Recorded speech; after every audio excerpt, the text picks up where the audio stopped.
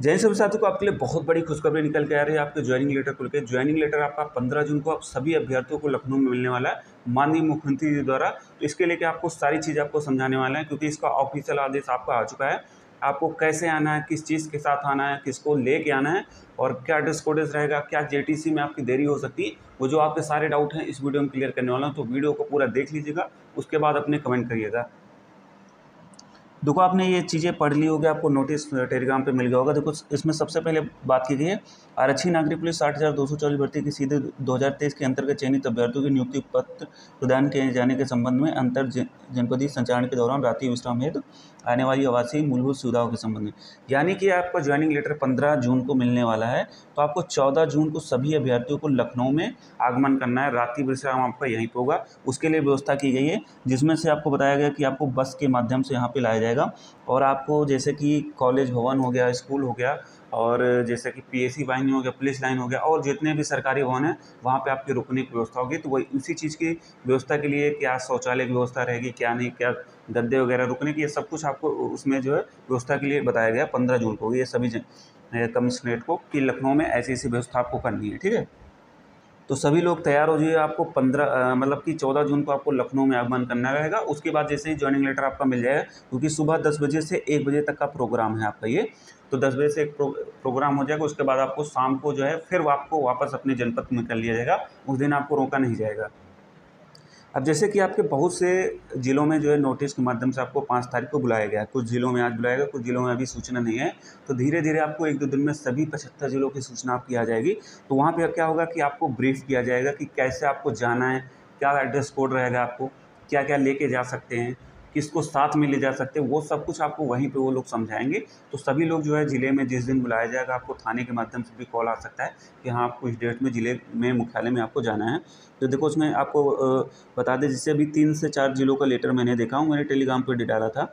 तो देखो उसमें क्या है कि आपको मेन आपका ड्रेस कोड क्या रहेगा। जैसे पुरुष अभ्यर्थियों के लिए आपका सफ़ेद शर्ट हो गया और यथासंभव खाकी पैंट और काले जूते, सफ़ेद पैंट। और लड़कियों के लिए क्या रहेगा कि आपको सिंपल सलवार सूट, आपका साड़ी हो सिंपल, ज़्यादा प्रिंटेड ना हो। देखो लड़कों का आपका ये रहेगा, खाकी पैंट लगभग इसी तरीके का रहेगा, आपका बेल्ट भी लगा सकते हैं कोई भी काला, और आपका सफ़ेद शर्ट यही रहेगा। लड़कियों के लिए इसी तरीके का सिंपल हो, ज़्यादा कलर उसमें ना प्रिंटेड हो, ये चीज़ें हैं। इसी तरीके से अपना ड्रेस कोड आप बना सकते हैं।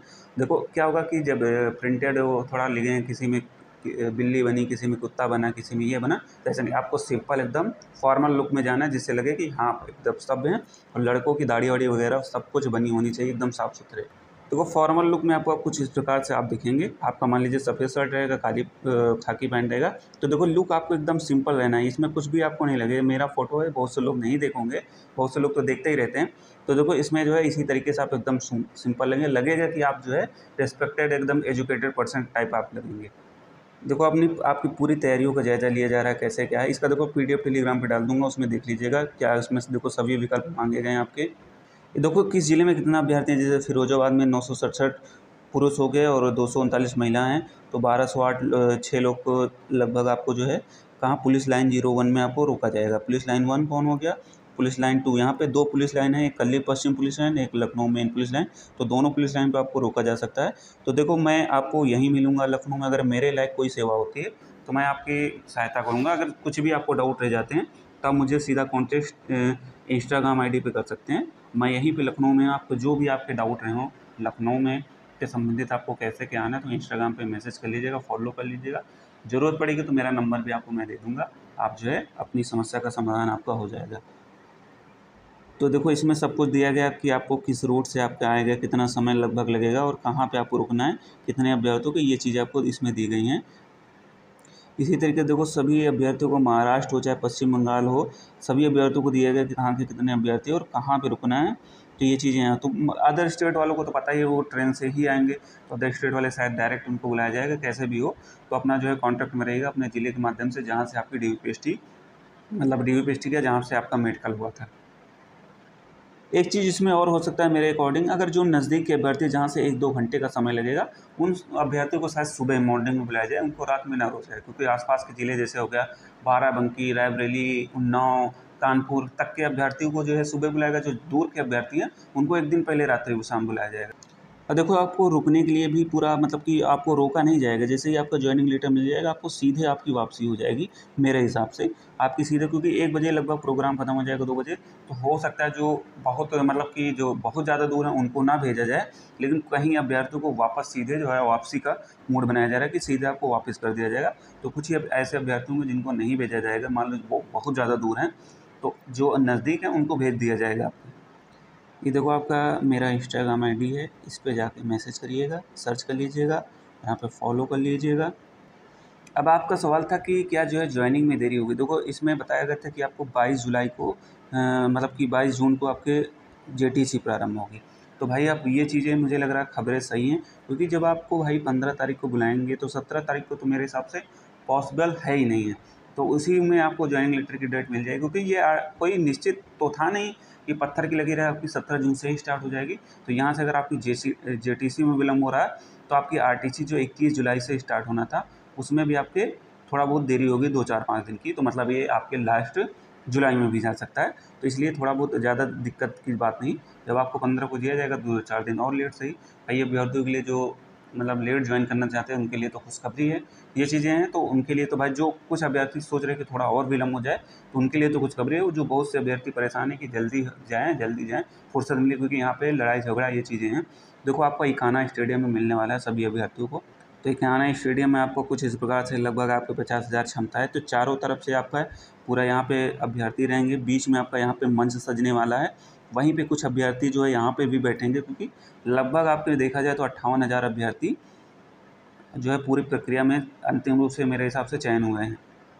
और बाकी आपके सारे डाउट मुझे लग रहा है आपका क्लियर कर दिया हूँ। बाकी देखो, अब आपका सवाल था कि क्या सभी मतलब कि फैमिली, तो मेरे हिसाब से फैमिली मेम्बर तो मेरे भाई आपको आएंगे ही नहीं कोई, क्योंकि ये आपको बस के माध्यम से लाएंगे। अगर फैमिली मेम्बर ले आएंगे तो भाई जहाँ पे आपके 10 लोग आने की क्षमता है, फिर वहाँ पे 5 ही लोग आएंगे, क्योंकि हर व्यक्ति के साथ एक आदमी तो रहेगा ही। खासकर कि महिला जो आपकी लड़कियां हैं इनके साथ 1-2 लोग तो रहेंगे कंपल्सरी, चाहे मम्मी रहें, चाहे पापा रहें, चाहे उनके भाई, क्योंकि लगभग जो है कोई अकेले तो आता नहीं। तो ये चीज़ें अब आप अपने अकेले की हेडर डालने कोई दिक्कत नहीं। तो यहाँ पे आपको पूरी तरीके से सेफ्टी से लाया जाएगा आपको बस के माध्यम से, और आपके रुकने की भी व्यवस्था रहेगी, खाने की भी व्यवस्था इन्हीं के माध्यम से होगी। नहीं होगी तो अपना घर से भी लेके अपना आना, नहीं तो आपको बाहर मिल ही जाएगा। क्योंकि लखनऊ शहर है, यहाँ पे ज़ोमैटो का पूरा राज चल रहा है, स्विगी का तुरंत ऑर्डर करेंगे तुरंत आएगा। बाकी आपको होटल भी बाहर मिल जाएंगे खाने के लिए, तो ज़्यादा आपको परेशानी की ज़रूरत नहीं।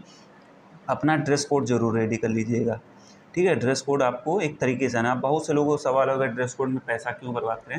देखो भाई, थोड़ा बहुत आपको पैसा लगाना पड़ेगा, क्योंकि भविष्य में जैसे देखा जाए कि आप कोई भी, अगर आप पुलिस में आप भर्ती हो गए तो आपको ज़रूरत पड़ती है।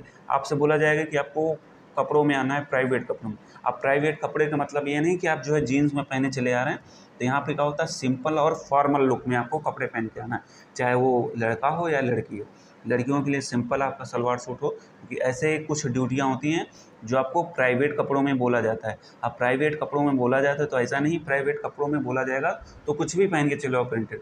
प्राइवेट कपड़े का मतलब ये होता है कि सिंपल, अगर आप फॉर्मल लुक में आ जाएंगे, जैसे कभी दंगा होता है, मैं आपको समझा रहा हूँ, जब दंगा होता है तो फॉर्मल कपड़े रहता है, तो एक पहचान भी होती है कि हाँ ये विभाग का ही आदमी है, पुलिस का ही है, तो उसके माध्यम से पहचान गया। क्योंकि आपको पता होगा, आपने अभी पढ़े होंगे पूरे ट्रेनिंग में, जब कोई दंगा होता है तो बीच में आपके ही एलआईयू के लोग उस भीड़ में जाते हैं और सूचना लेके जो है यहाँ पे देते हैं कि हाँ ये चीज़ें यहाँ पे रणनीति बन रही, कैसे हमला कर सकते हैं, दंगा कर सकते हैं कि नहीं, वो सब कुछ होता है। तो एलआईयू ढूंढ कर होता है।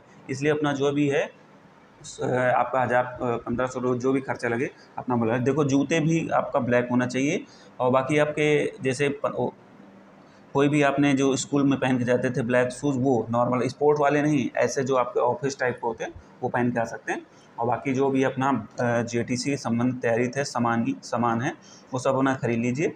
बाकी आपको मिलते हैं फिर लखनऊ में। और जो भी अगर आपके डाउट रह गए हो तो आप कमेंट करना, मैं कमेंट में आपको जवाब दूंगा।